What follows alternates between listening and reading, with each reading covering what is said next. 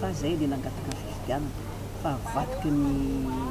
mpanenjika zay tsy manopy zay fa hoe tsy tomombana dia hoe jereva no zavatra tsy tomombana fofon'izany rehetrarehetra rehetra naiza bloco fifidianana le ianao dia misy problème daholo ato zao misy maty sivy amby dimampolo mitsangana maty daholo ny olona mahazo karaha-pifidianana ohatra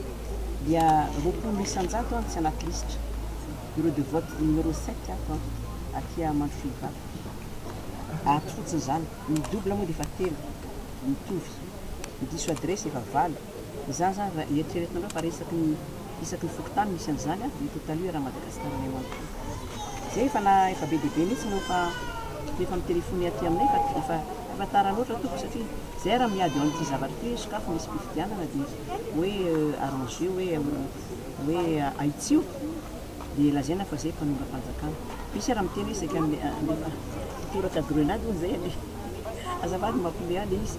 dia toraka grenade any amin'ny CENI mbe foana lisy fidiana mangarahara ny tediavinay fa zay hoe ale toraka grenade fa dia ho hitanareo raha Madagasikara zay dia tena tsy misaritra mihitsy ny telefôna miantso anay tsy ara-dalàna mihitsy ny fanomanana ohatra hoe eto tanary fotsiny tara fisokafan'ny bureau de vote tsy tonga ny izy ny lisy fifidianana tsy mitovy ny fiofanana membre ny bureau de vote tsy tafiditra anaty lista dia tena tsy hitatsoa miavako rehetrarehetra hoe tsisy tafiditra namany matahotra hoe sody fido anaty tsy fantatra fa dia tsisy tsy tafiditra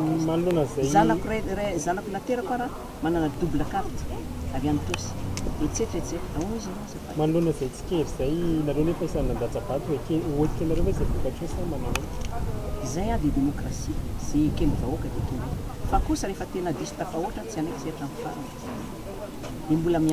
dia mbola miteny avahoaka zay hoe aviry vahoaka tena ataovy madio ny safidinao anatreny tany sy firenena zay ihany ninay fa tsy rarahinay na hoe indrindra fa nitenako hoe voafidy ana tsy voafidy tsy any ny problème fa ninay ny problème dia hoe ilay olona manana safidy oka zay ty tsy fangarahana ty fa oka zay oka mba hangarahara kosa isafidim-bahoaka zay fotsiny tadiavinay hatrany 5 Marie zao fa misy miteny bureau de vote tsy mitombony etsetra naiza satria zay manana assise raha Madagasikara dia tena mitaraina dolodolodolo hitanay rehetra zany sady miteny koa zay amin'ny communauté internationale ny communauté internationale nanaiky an'izao zavatra zao mitaky zay nandadilady teo anatreny mihitsy zay hoe tsy hoe nandadilady fa tena teny teo anatreny mihitsy zay hoe oren'olona tsy mety ngeky fa manino nareo ny hoe manaiky an'izao zavatra zao tsy mety ty nefa dia ny communauté internationale maika amin'izay tiany apetraka ao ngamba tsy fantatra itondran'ny tany civile et tsy miraharaha mihitsy izy. Je m'adresse à la communauté internationale. Nous avons les preuves maintenant. Qu'est-ce que vous allez faire, vous les observateurs? Il y a un membre de la communauté européenne qui nous a dit que nous ne sommes pas des cons. Nous ne vous avons jamais traité des cons. C'est vous qui faites de la diffamation. Quand vous dites que nous avons acheté les journaux et tout, vous faites de la diffamation envers nous, mais en tout cas, la vérité éclatera. Coûte que coûte.